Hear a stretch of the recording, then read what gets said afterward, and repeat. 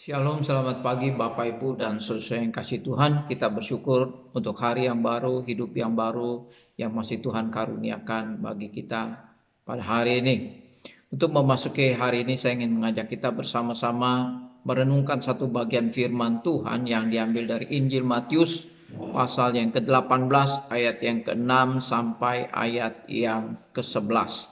Di dalam bagian firman Tuhan ini berbicara tentang penyesatan. Ada dua hal yang Tuhan peringatkan atau nasihatkan buat kita pada hari ini.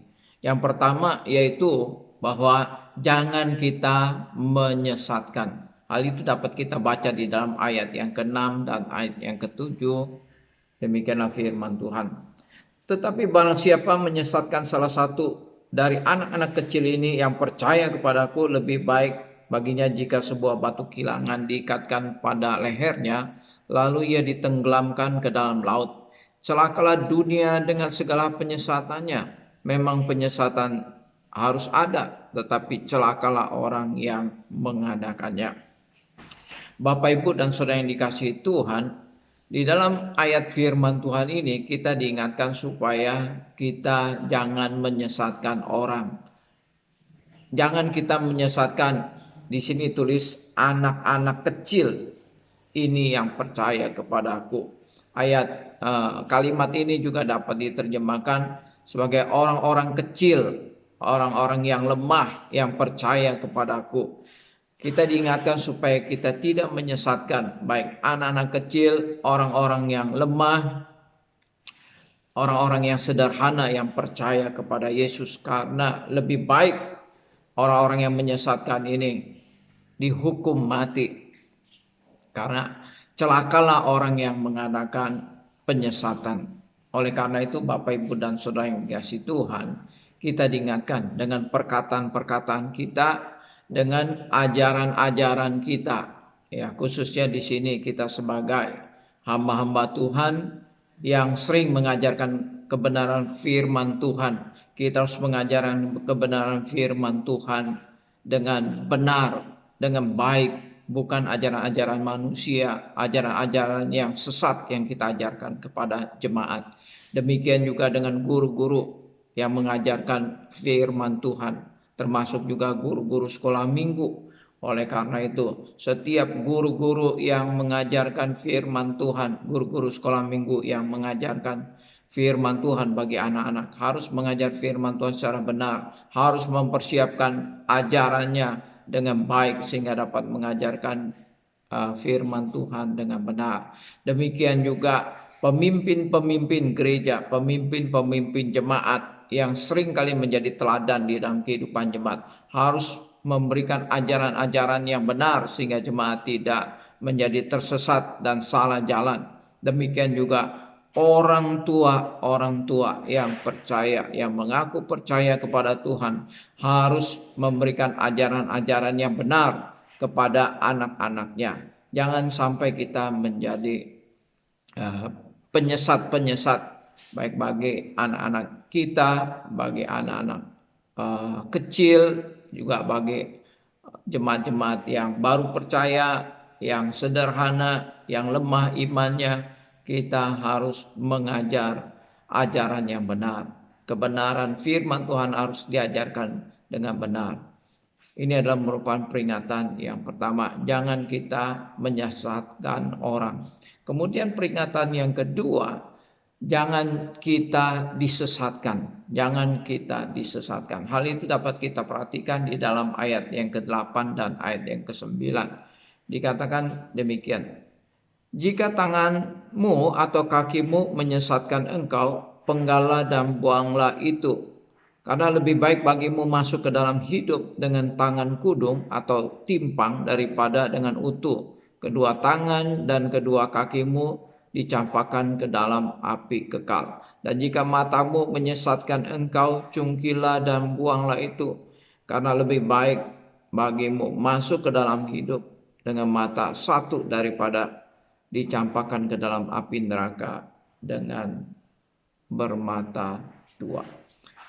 Bapak, Ibu, dan saudara yang kasih Tuhan, kedua ayat ini berbicara jangan kita disesatkan. Tuhan Yesus mengambil contoh atau perumpamaan. Jika tanganmu menyesatkan engkau, penggalah.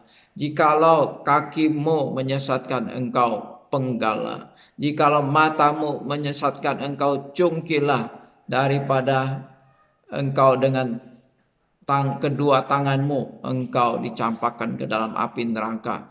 Jika engkau dengan kedua kakimu engkau dicampakkan ke dalam neraka, atau dengan kedua matamu engkau dicampakkan ke dalam api neraka. Bapak, Ibu, dan Saudara yang dikasihi Tuhan, istilah penggala dan cungkila ini adalah istilah hiperbol, istilah yang disampaikan dengan dibesar-besarkan atau disampaikan dengan suatu peringatan yang keras. Ya, bukan berarti bahwa ketika tangan kita berbuat dosa atau kesalahan langsung dipenggal, atau kaki kita melakukan suatu kesalahan kemudian langsung dipenggal, atau mata kita melihat sesuatu hal yang salah kemudian mata kita langsung dicungkil. Ini adalah merupakan suatu bahasa hiperbol yang merupakan suatu peringatan supaya mendapatkan perhatian yang serius, Bapak, Ibu, dan Saudara yang dikasihi Tuhan. Ya, jika tanganmu menyesatkan engkau, penggalah. Kakimu menyesatkan engkau, penggalah. Matamu menyesatkan engkau, cungkilah. Ya, artinya kita jangan mau disesatkan. Kalau yang pertama tadi kita diingatkan supaya kita jangan menyesatkan, tetapi di dalam kedua ayat ini kita diingatkan supaya kita jangan mau disesatkan. Ya, jikalau ada hal-hal yang membuat matamu melakukan dosa, membuat matamu menjadi berdosa dengan apa yang engkau lihat, dengan apa yang engkau tonton, maka lebih baik engkau tidak melihat, menyangkal diri, tidak melihat apa yang dapat membuat engkau berbuat dosa. Pada saat ini ada begitu banyak tantangan yang dapat membuat mata kita berdosa. Karena dosa masuk ke dalam hidup kita itu melalui mata. Dengan apa yang kita lihat kemudian kita pikirkan, dan apa yang kita pikirkan kemudian itu yang kita lakukan. Nah, oleh karena itu dengan peringatan Tuhan Yesus ini jangan mau kita disesatkan, maka kita menutup semua jalur dosa untuk masuk ke dalam hidup kita. Kita menutup segala penyesatan untuk masuk ke dalam hati kita dengan apa yang kita tonton, dengan apa yang kita lakukan, dengan apa yang kita kerjakan dengan tangan kita. Ya, kita menolak, menyangkal semua hal-hal dosa, hal-hal yang dapat menyesatkan hidup kita. Jikalau kita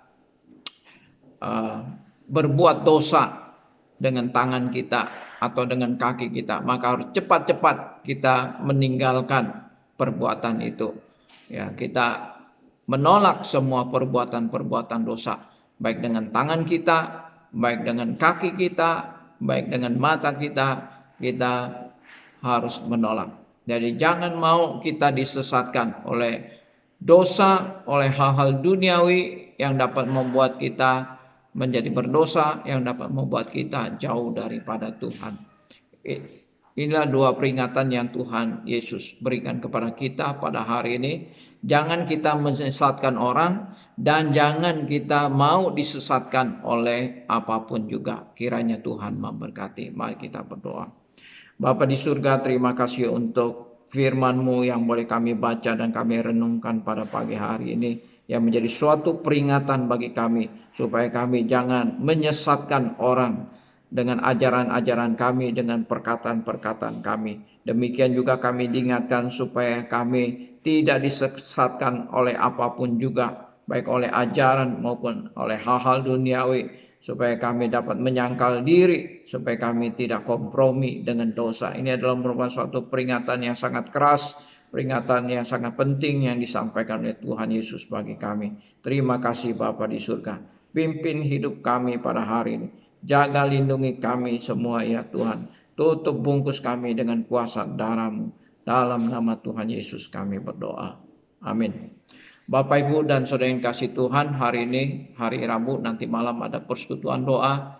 Marilah kita siapkan hati kita untuk datang di hadapan Tuhan, untuk bersandar kepada Tuhan di dalam doa-doa kita, di dalam situasi dan keadaan yang penuh dengan pergumulan sampai pada saat ini, khususnya pergumulan mengenai virus corona yang masih berkepanjangan. Biarlah kita boleh terus mengandalkan Tuhan di dalam kehidupan kita. Mohon perlindungan daripada Tuhan. Kiranya Tuhan memberkati kita semua. Amin.